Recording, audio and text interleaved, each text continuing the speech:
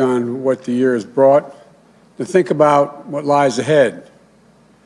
You know, our first National Day of Thanksgiving, authorized by the Continental Congress, took place on December 18, 1777. It was celebrated by General George Washington and his troops at Gulf Mills on the way to Valley Forge.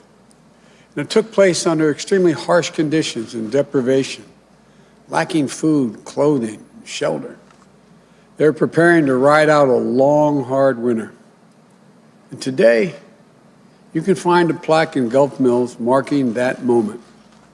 Here's what the plaque reads. It says, "This Thanksgiving, in spite of the suffering, showed the reverence and character that was forging the soul of a nation."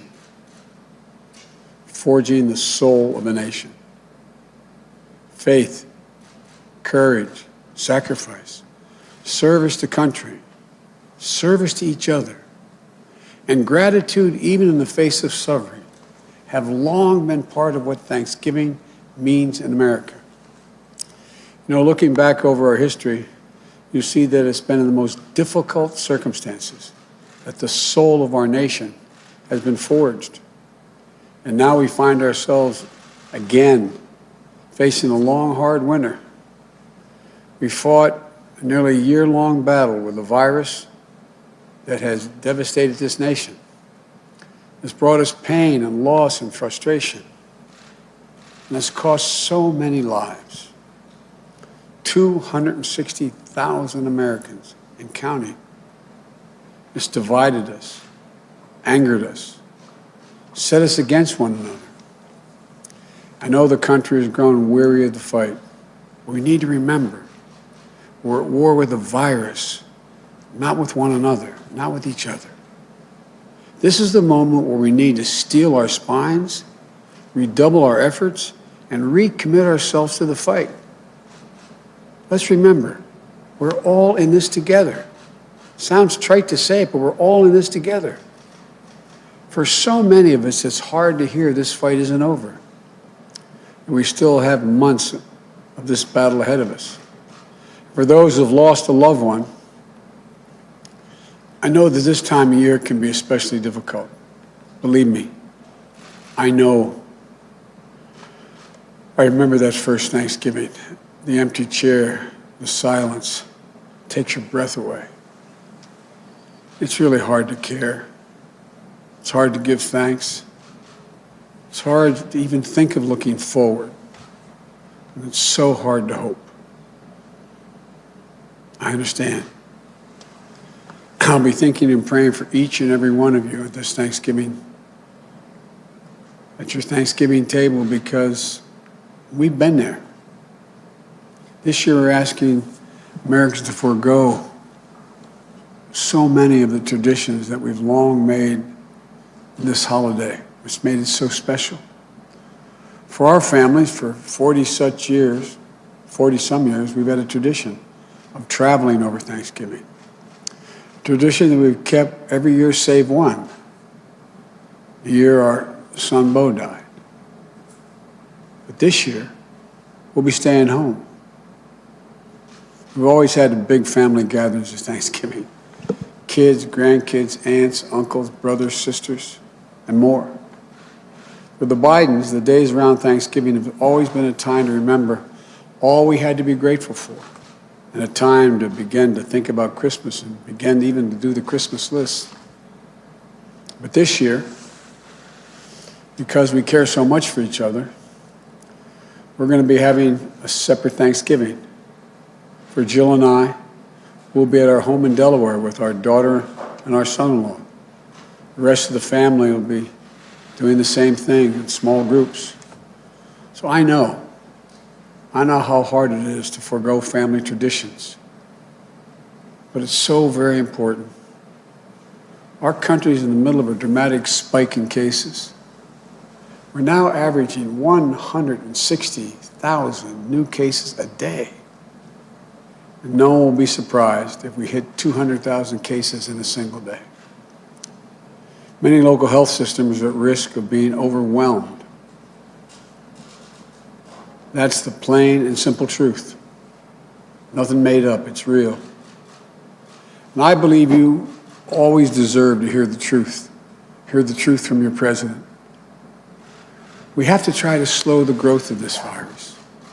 We owe it to the doctors and the nurses and other frontline workers, care workers, who've risked their lives, some lost their lives, put so much on the line in a heroic battle in this virus against it for so long.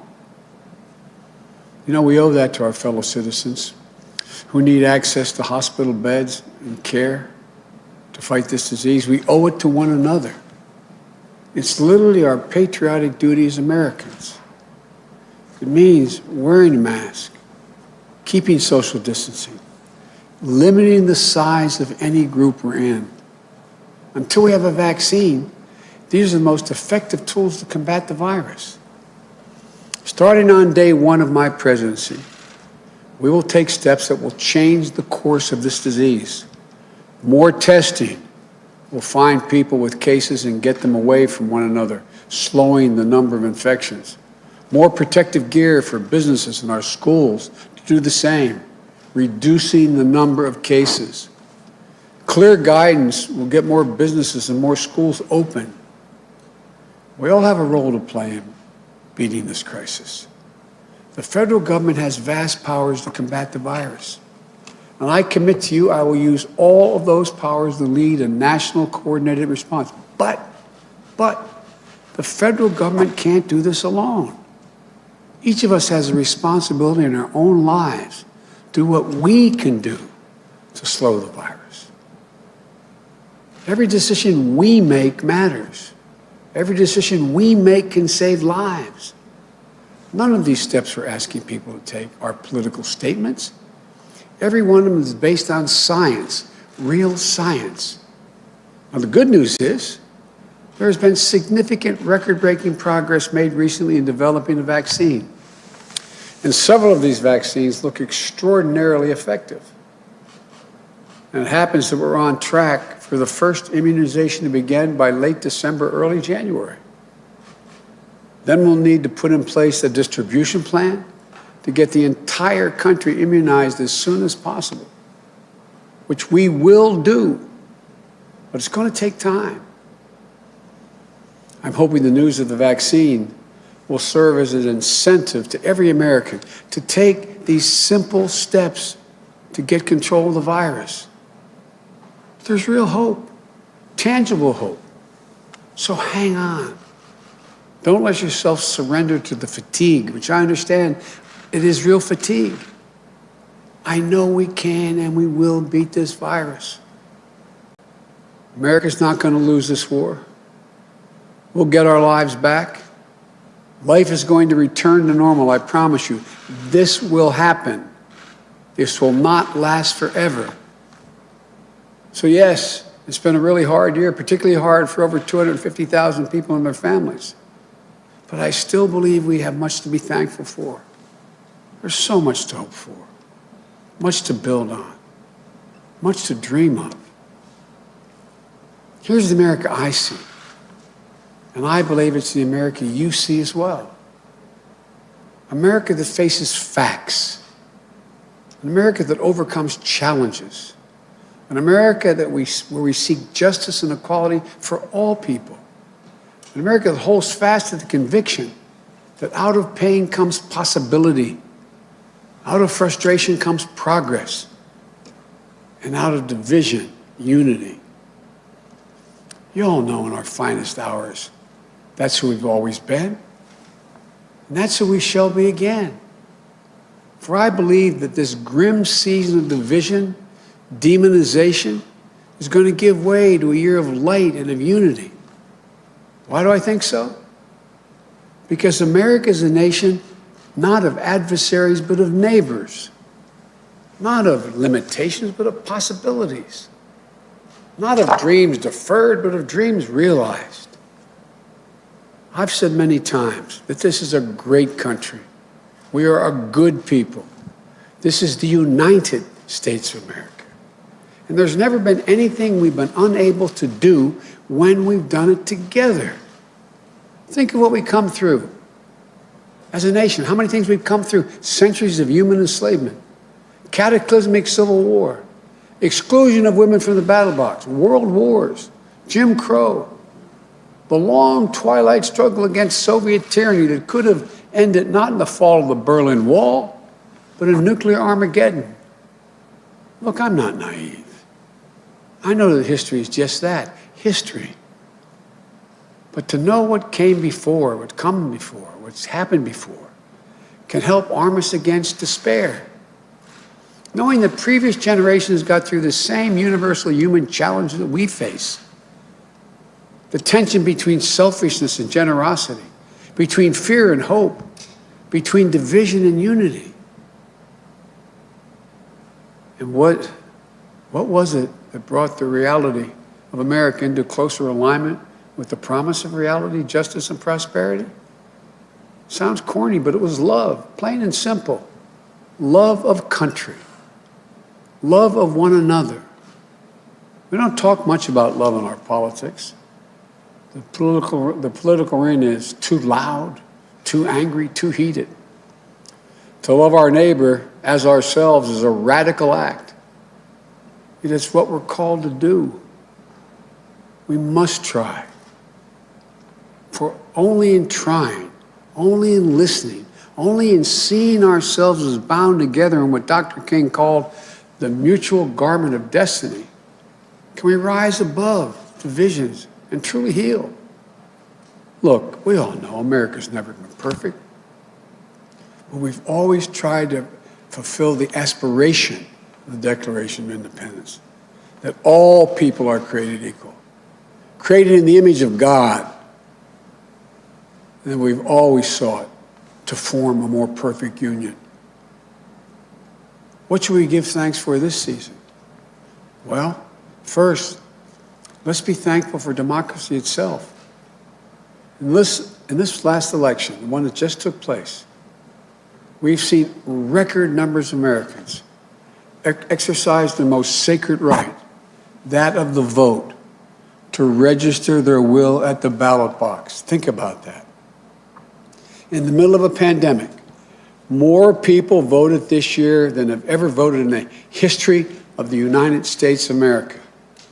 Over 150 million people cast a ballot. Simply extraordinary. Many of them waiting in line 5, 6, 7, 8 hours to vote. If you want to know what beats deep in the heart of America, it's this: democracy. The right to determine our lives, our government, and our leaders. The right to be heard. Our democracy was tested this year. And what we learned is this: the people of this nation are up to the task. In America, we have full and fair and free elections. And then we honor the results. The people of this nation and the laws of the land won't stand for anything else. Through the vote, the noblest instrument of nonviolent protest ever conceived, we remained anew and were reminded anew that progress is possible, that we the people have the power to change what Jefferson called the course of human events. And with our hearts and our hands and our voices, today we can be better than yesterday.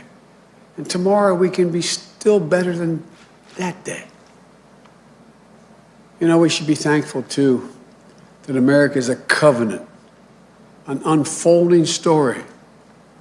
That we have what we need to create prosperity, opportunity, and justice. Americans have grit and generosity, a capacity for greatness, and reservoirs of goodness.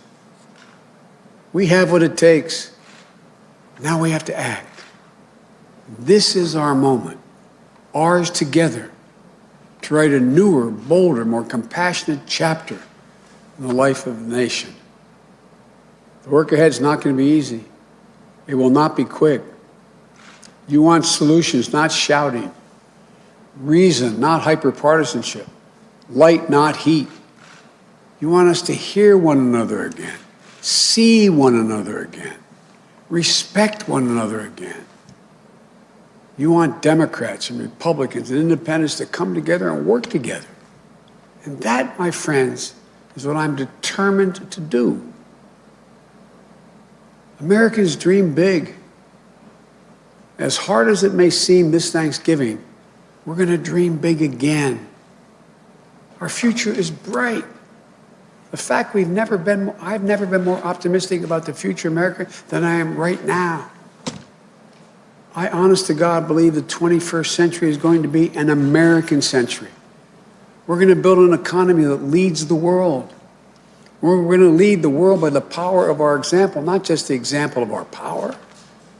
We're going to lead the world on climate and save this planet. We're going to find cures for cancer and Alzheimer's and diabetes. I promise you. We're going to finally root out systemic racism in this country. On this Thanksgiving, in anticipation of all the Thanksgivings to come, let's dream again. Let's commit ourselves to thinking not only of ourselves, but of others as well. For if we care for one another, if we open our arms rather than brandishing our fists, we can, with the help of God, heal. And if we do, and I'm sure we can proclaim the psalmist, with the psalmist who wrote these following words: "The Lord is my strength and my shield, and with my song I give thanks to him." I give thanks now for you, for the trust you've placed in me. Together, we'll lift our voices in the coming months and years, and our song shall be of lives saved, breaches repaired, a nation made whole again. Folks, from the Biden family to yours, wherever and however you may be celebrated, we wish you a happy Thanksgiving. May God bless you, and may God protect our troops. Happy Thanksgiving.